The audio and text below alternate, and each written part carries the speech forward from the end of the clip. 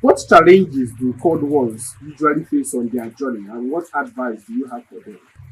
Yeah, challenges. God wants anywhere God want address.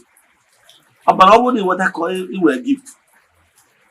Here, poor for the man never can mistake. You what the right person get a mentor.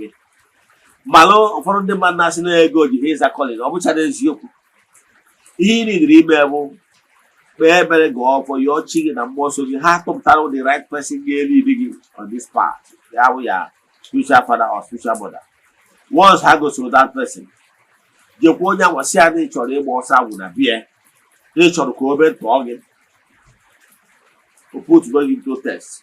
Put well into the normal tutelage and everything. Guide the banging gradually. It can ask of course.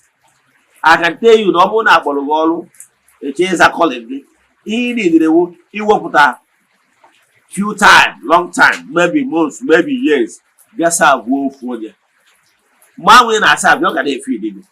And I already all if you know they feeding.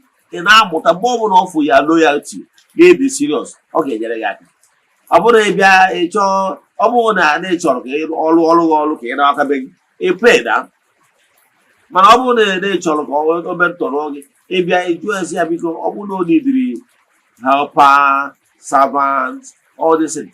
In a area, can one way or the other. And I have here, or they feeding. In Amuti here in Amuta. In Mutacha or bless Yagi.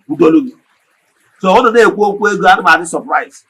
For one of me, very sincere at the apology.